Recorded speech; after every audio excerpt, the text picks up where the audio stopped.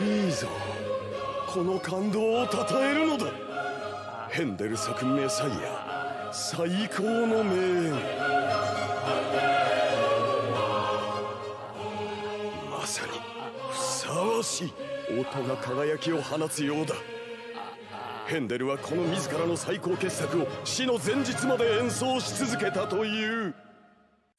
Yo, bienvenue dans le débrief des diables, et quel plaisir d'enfin pouvoir enfin un peu parler de tactique et de choses qui m'ont convaincu dans notre équipe de Belgique. Nous avons pu assister aux 2 premières représentations de Domenico Tedesco à la tête de notre équipe pour un match de qualification contre la Suède ainsi qu'un match amical qui n'était pas si amical que ça contre l'Allemagne, et nous allons pouvoir essayer de voir un peu ce qui s'est passé durant ces 2 rencontres. Alors, on a vu du très bon, on a vu du moins bon, des choses qu'il va falloir continuer à travailler, soit totalement revoir, mais on peut voir déjà qu'il y a un vent d'air frais sur notre équipe, un nouveau système, des nouvelles consignes, des nouveaux joueurs beaucoup plus appliqués, un effectif totalement rajeuni, et quel plaisir. Donc, nous allons voir ensemble un petit peu ce qui s'est passé sur ces 2 rencontres, et le bilan que nous pourrons en tirer. Bien. Première information importante, Jérémy Doku, comme c'était pressenti, n'a pas pu faire le trajet, en tout cas n'a pas pu participer au match avec l'équipe, son diagnostic médical n'étant pas à 100%, il a été remplacé par nul autre que Johan Bakayoko, jeune ailier droit du PSV, qui est en train d'exploser. Effectivement, je vais être tout à fait honnête avec vous, je ne le connaissais pas du tout avant de le voir jouer, mais force est de constater que j'ai retenu son nom dès sa première entrée, puisqu'il a fait forte impression, mais on y reviendra plus tard. Et donc, nous arrivons le 24, contrairement à ce que je disais dans la vidéo précédente, dans ce match contre la Suède, et dès l'annonce des compétitions, j'étais hypé. J'étais hypé, je vais vous mettre la formation qui a été mise en place. Ça fait très longtemps, même avant que je commence à faire les vidéos, quand je faisais des petits reacts sur Facebook, etc., que je milite pour que notre équipe joue en 4-3-3, du moins offensivement, parce que pour moi c'est comme ça qu'on arriverait le mieux à user des qualités techniques et de passe de nos joueurs, ce qui s'est vérifié, hein.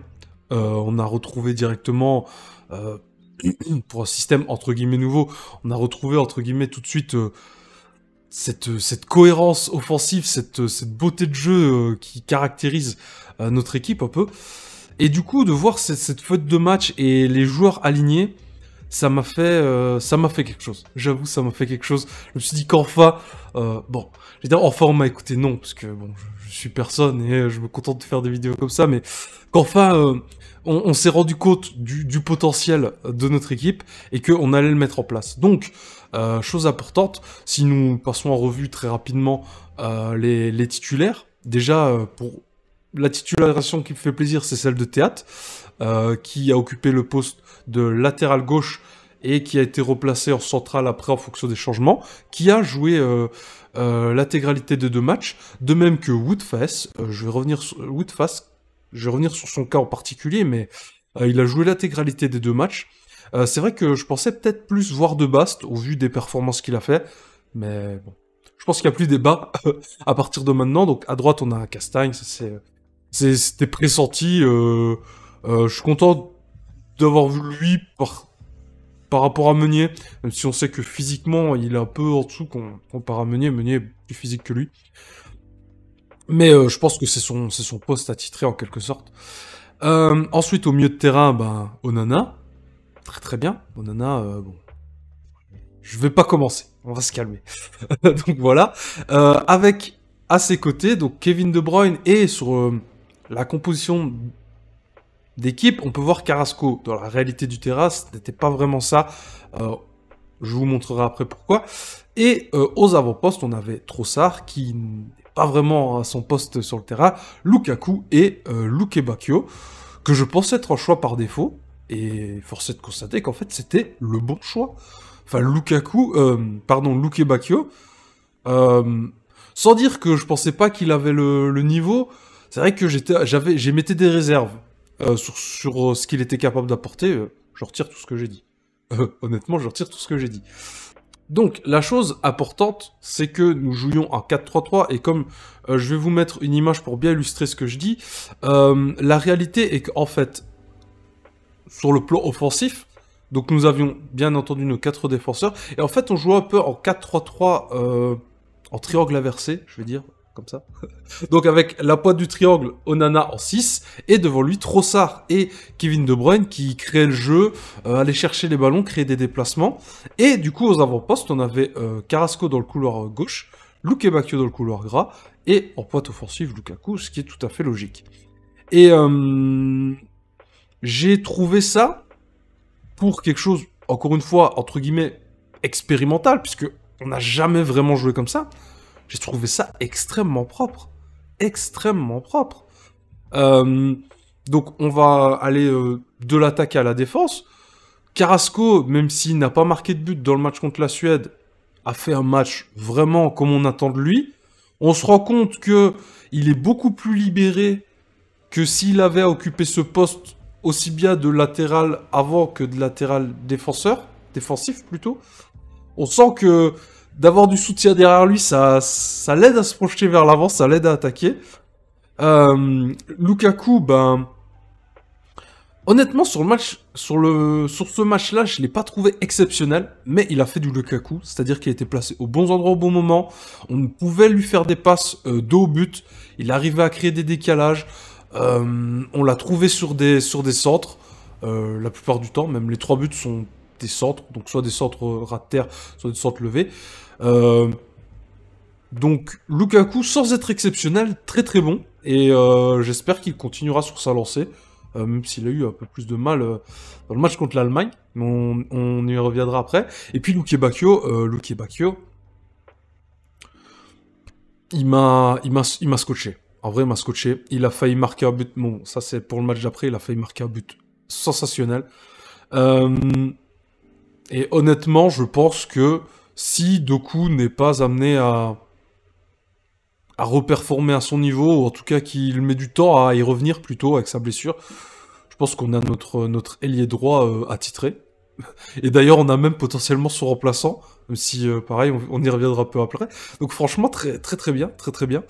Ensuite, on avait ce milieu de terrain, donc on avait De Bruyne et Trossard aux avant-postes. Enfin, aux avant-postes. En avant sur le milieu de terrain.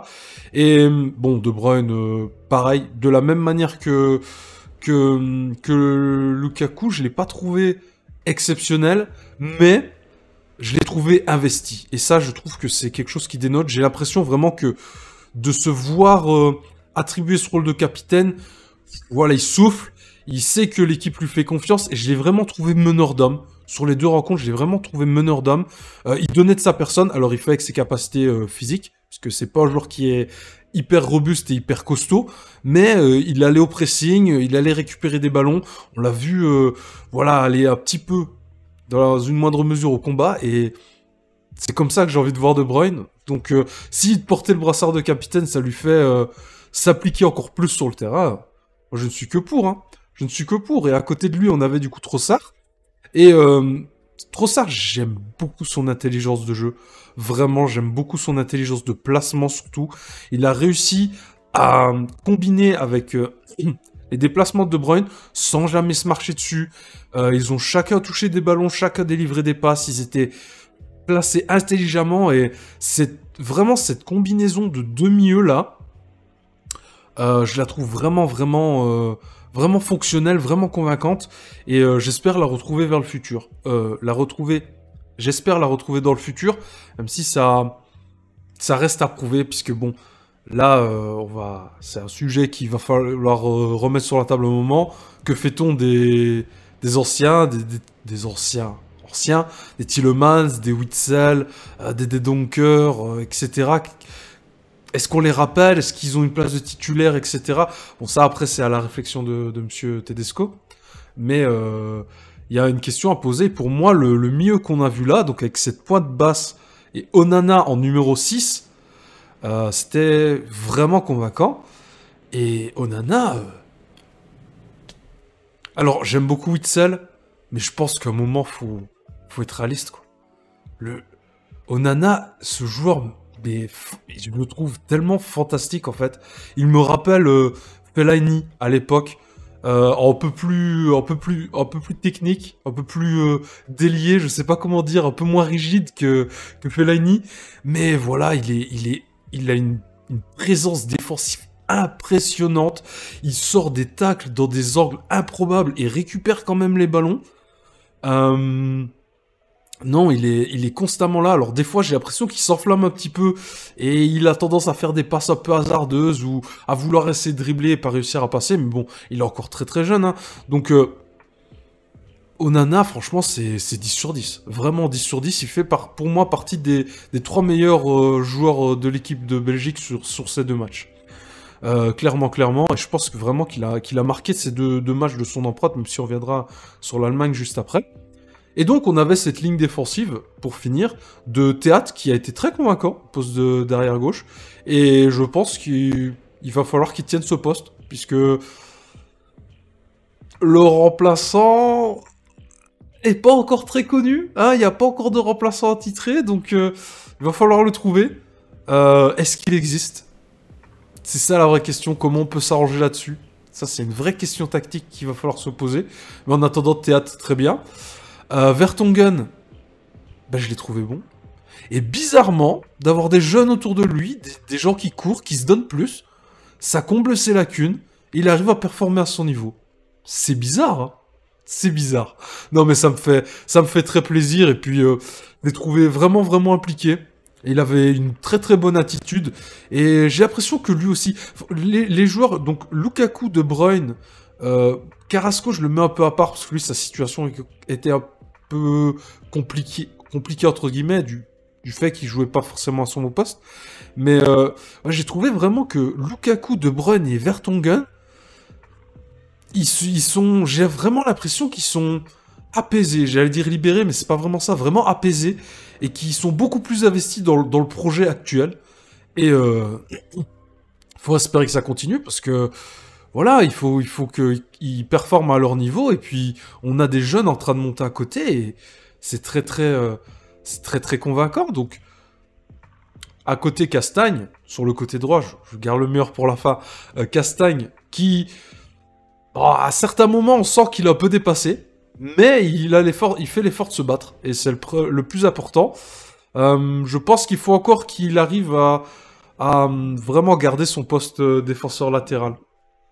Pas dans le sens où il décroche trop souvent, pas ça, mais des fois, je trouve qu'il est facilement battu sur des 1-2, et sa couverture est pas bonne pour arriver à reprendre, et le défenseur central à côté de lui est forcément au pressing avec le premier joueur, donc on se retrouve forcément battu dans ces conditions-là.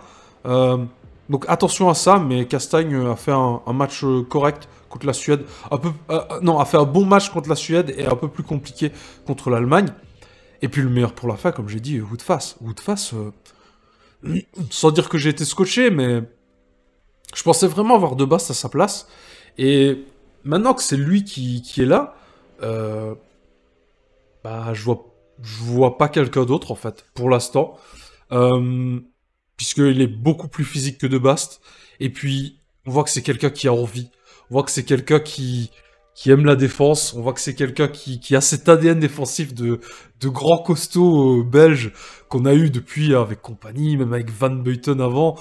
Ça a été un peu toujours notre marque de fabrique. Et d'avoir un joueur de ce niveau-là, capable de combler la lacune de Vertonghen, qui est très très présent, qui a fait des sauvetages... voilà, des frappes, t'avais un pied, c'était Woodface qui était là. Ça augure du bon. Ça augure du bon. Alors, tout est loin d'être parfait en défense, surtout. Il y a encore beaucoup de travail. Je pense que c'est là où encore il va falloir arriver à sortir des noms, à faire des choses un peu plus convaincantes et surtout à réussir à répéter les efforts. Mais on a déjà une base bien costaude et ça fait plaisir. Et bon, après, il y avait Courtois, mais il n'a pas eu grand-chose à faire.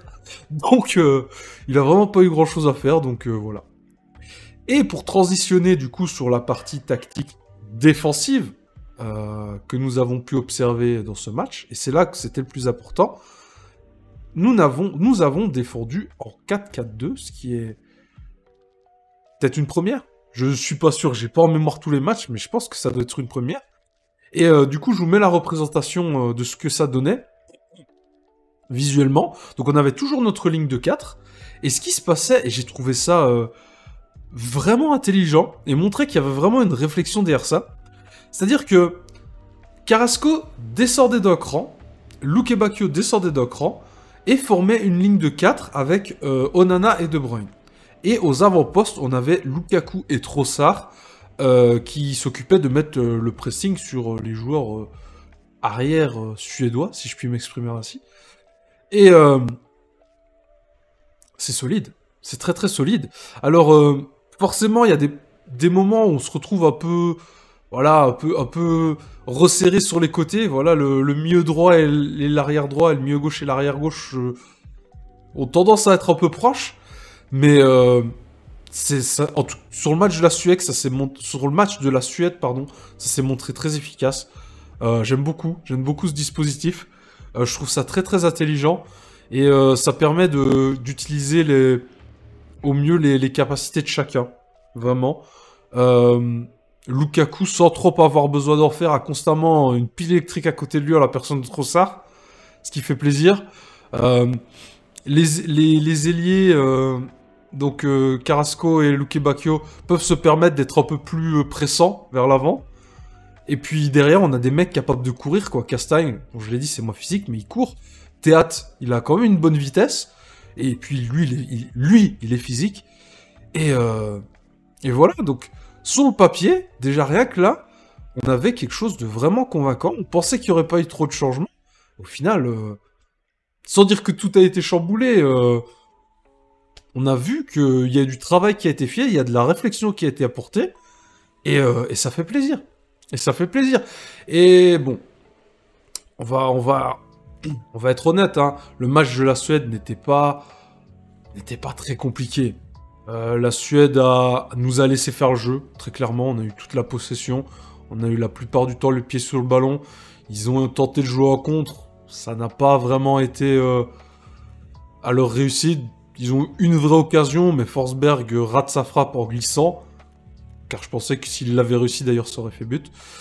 On a senti que l'entrée de Zlatan a un peu galvanisé les troupes et les a un peu remis de l'avant, mais... Non, franchement, la Suède... C'était parfait pour se tester, j'ai envie de dire. Ça nous a permis vraiment d'être dans les meilleures conditions pour tester notre tactique aussi bien offensive que défensive. Et force est de constater que ça a été très bien mis en place. Et donc, nous finissons ce match sur un score de 3-0. Et honnêtement, il n'y a pas grand chose à dire sur ce match-là. Puisque, bon, comme je vous l'ai dit, la Suède n'a pas fait le match de sa vie. Ils ont été ils ont été approximatifs offensivement et nous ont laissé beaucoup faire le jeu. Donc, il n'y a pas forcément grand-chose à retirer, hormis de ces choses qui ont été mises en place. C'est plutôt bien comprise et apprécié, je pense, par les joueurs qui se sont donnés. Et puis, surtout, montrer qu'on a des jeunes qui montent, voilà, puisqu'on a eu, je reprends mes notes, donc l'entrée à la 60e de Mangala à la place de Trossard, ce qui a du coup décalé De Bruyne aux avant-postes dans le 4-4-2 défensif et créé une ligne Onana-Mangala. On repense. Ça refait penser à ce que je disais dans le débrief précédent, du coup à l'annonce de la sélection des joueurs, un milieu Onana-Mangala, qui était le milieu titulaire contre l'Allemagne. Ça peut faire le taf. Ça peut faire le taf, et ça me fait d'autant plus plaisir. Donc nous avons également retrouvé Bakayoko, le successeur, remplaçant plutôt, de Doku, qui s'est illustré direct, en délivrant une passe décisive à Lukaku après avoir envoyé Valdaguer, deux défenseurs suédois. Donc grosse action de Bakayoko qui fait littéralement une offrande à Lukaku qui, je pense, s'il avait raté là, ça aurait été vraiment la honte. Donc non, très bon. Très bon. Et ensuite, par la suite, vers la fin du match, donc à la 84e, on a eu Borno qui a remplacé Lukaku et Salmakers qui a remplacé Théat. Et pour finir, Openda qui a remplacé Carrasco en avançante, ce qui donnait un espèce de 3-5-2 un peu chelou, ou de 5-3-2, c'était un peu bizarre, mais pourquoi pas, après tout, c'était le moment de tester des choses, là, il y avait déjà 3-0 au moment de ces changements, la Suède, je pense qu'ils auraient pu jouer encore une demi-heure de plus s'ils n'auraient pas marqué, donc pourquoi pas, d'autant plus que Openda, sur la minute où il rentre, il a 2 occasions franches de but, malheureusement il rate les 2, et c'est dommage, j'aurais bien aimé le voir marquer. Mais voilà. Le score se conclut sur 3-0. Triplé de Lukaku, qui était au bon endroit au bon moment et magnifiquement servi par Luke Bacchio à 2 reprises et Bakayoko qui lui fait vraiment... Voilà, c'est un cadeau. J'ai pas de superlatif plus expressif que ça. Donc, à la fin de ce match contre la Suède, c'était vraiment convaincant. Et on arrive du coup à ce match contre l'Allemagne. Et seule chose qui a changé dans le 11 titulaire, du coup, c'est que Trossard a été remplacé par Mangala. Donc on avait toujours ce 4-3-3, donc avec Carrasco, Lukaku, Luke Bacchio. Derrière, du coup, un principe différent, on était plus proche d'un 4-2-3-1 que d'un 4-3-3 triangle inversé, comme je vous l'ai dit avant. Donc on avait De Bruyne avec derrière lui Mangala et Onana, même si Mangala, comme je l'avais déjà dit, est plus offensif. Donc on le retrouve plus aux avant-postes, mais il est dans son rôle plus milieu récupérateur en complément d'Onana, et derrière la défense à 4 avec Théat, Vertonghen, Pass et Castagne, et en gardien Castells, qui a remplacé Courtois, pardon, et qui a fait un bon match, il a été sollicité plusieurs fois. Bon, malheureusement, on va le dire, on va mettre les pieds dans le plat tout de suite, il a encaissé son penalty. Après, le penalty, bon, c'est pas vraiment de sa faute. Il a eu de la chance que Gnabry tire sur le poteau sur sa... Alors, Gnabry, il a tapé une action, il a dribblé 5 défenseurs, donc 4 défenseurs, avant d'aller mettre un petit plat du pied qui finit sur le poteau, sinon je pense que ça aurait été le but de la rencontre, très clairement. Et puis, il y a ce but un peu... Bon, un peu mérité. Enfin, l'Allemagne mettait vraiment la pression et bon, on a encaissé 2 buts. On finit quand même par gagner 3-2. Donc, voilà. Surtout, ce qui est important à retenir sur ce match, c'est qu'on a réussi à conserver le score. Ce qu'avant, on était quasiment pas capable de faire quand on jouait contre des vraies bonnes équipes. Donc, on a abordé ce match un peu différemment. C'est-à-dire que premièrement, on a joué en 4-3-3, aussi bien offensivement que défensivement. Et j'ai senti que l'aspect amical, c'était un peu dans cet état d'esprit qui était venu l'Allemagne. Je les ai trouvés un peu mous, vraiment hésitants tactiquement. Ils commettaient beaucoup d'erreurs. Et ça a résulté à ce qu'ils encaissent 2 buts hyper rapidement. Donc un premier but de Carrasco, qui va vraiment enfoncer Ter Stegen. Se retrouve, voilà, super décalage de Lukaku d'ailleurs. Il élimine son défenseur, il fusille Ter Stegen. Ça fait 1-0. Et derrière, dans la foulée, on marque ce deuxième but assez rapidement. Et je pensais vraiment que ça allait être une partie de plaisir. Mais aux alentours de la 35e minute, l'Allemagne va faire 2 changements. Et on va les sortir direct se remettre dedans. Et recommencer à pousser. À tel point qu'ils vont réussir, entre guillemets, à se créer ce penalty. C'est pas vraiment... C'est Lukaku qui fait une main dans la surface. Elle est involontaire, mais bon...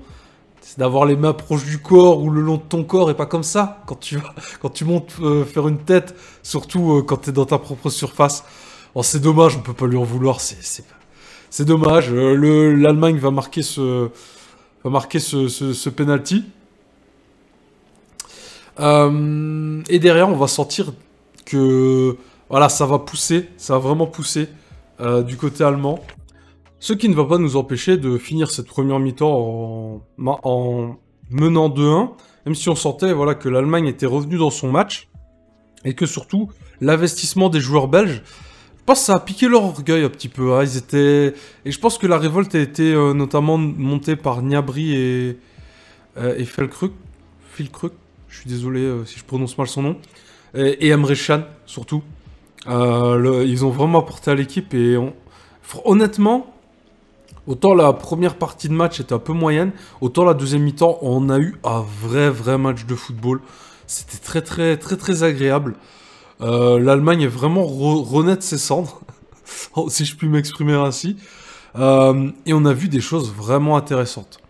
Donc déjà, entre guillemets, petit bémol, on va aborder le sujet tout de suite. Deuxième mi-temps, on a Salmakers qui va remplacer Vertonghen, ce qui va nous donner Theat et Fass en défenseurs centraux et Castagne à droite et Salmakers à gauche. Et c'est peut-être là, enfin non, c'est même sûrement là où il y a un gros problème, en fait. Puisque à partir du moment où Salmakers est rentré et que Niabri a vu qu'il avait l'avantage physique sur lui, alors je l'aime beaucoup, hein, mais il a subi.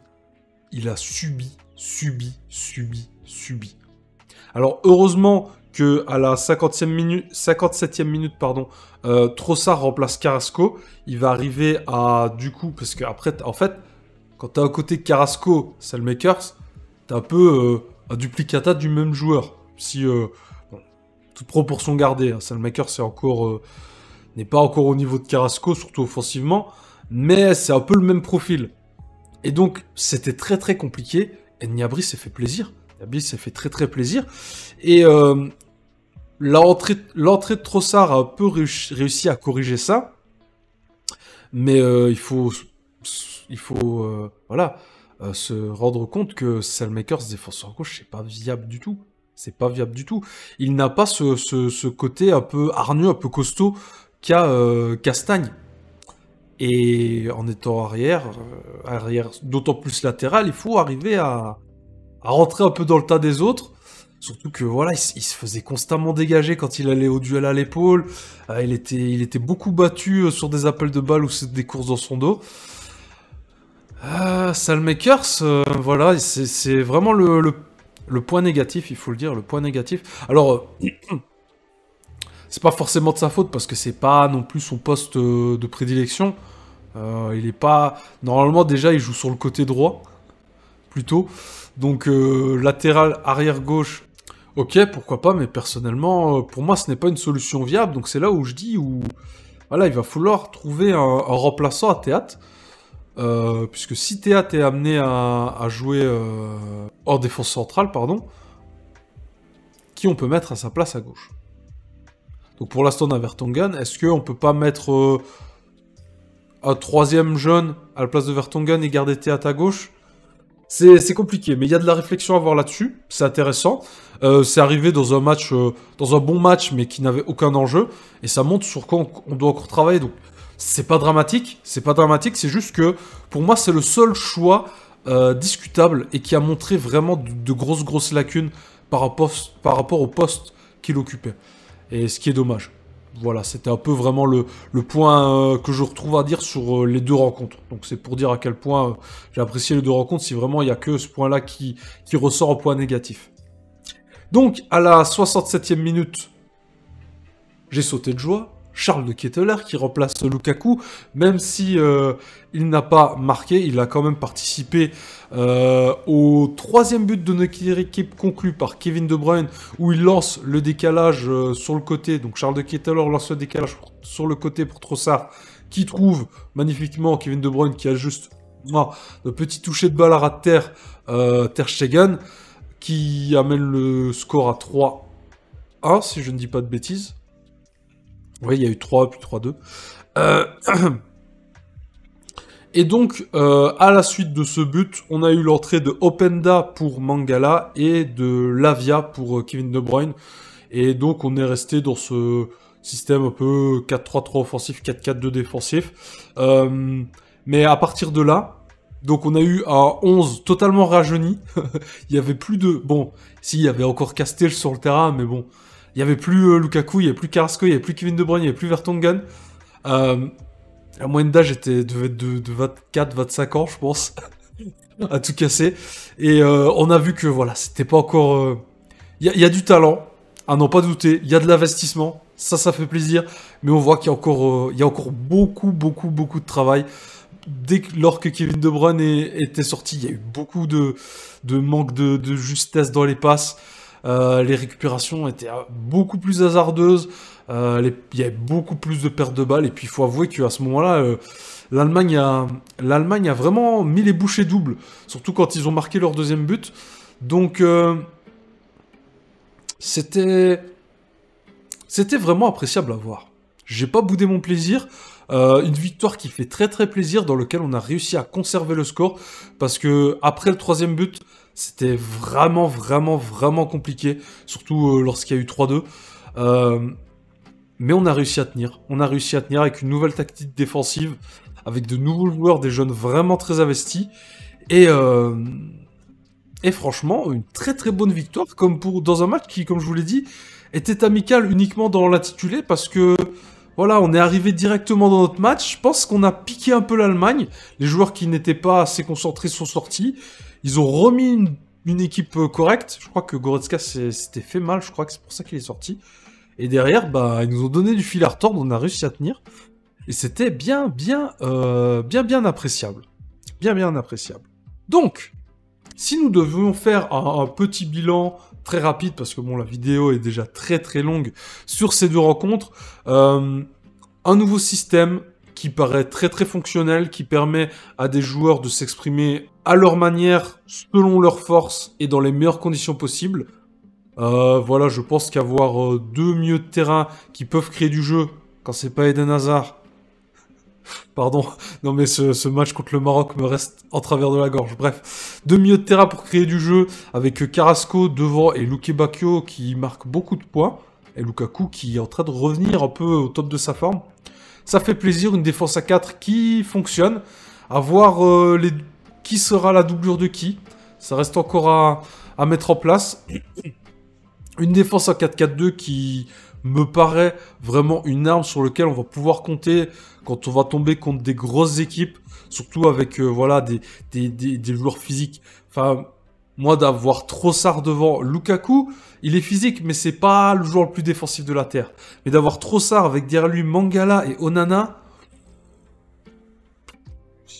moi ça me fait plaisir. Je sais que voilà, il y a des guerriers sur le terrain qui vont aller se battre pour récupérer les ballons. Donc très bonne première pour Monsieur Tedesco. Franchement, bravo. À voir comment cela va se continuer à se construire, comment cela va évoluer, quelles choses vont être corrigées, surtout quels joueurs vont être réappelés par la suite, qui va être mis à la place de qui. J'ai envie de dire, c'est un peu la question qui me fait peur, parce que je pense par exemple surtout à Tielemans et Witsel. Moi, j'ai envie de voir Onana en titulaire indiscutable. Très sérieusement. Et d'ailleurs, pour moi, ça me permet d'enchaîner du coup sur la récompense. Toute proportion gardée, non mais... Pour moi, c'est les trois joueurs qui ont vraiment marqué de leur empreinte ces deux rencontres. C'est Luke Bacchio, Onana et Fass, qui ont fait les trois des matchs fantastiques.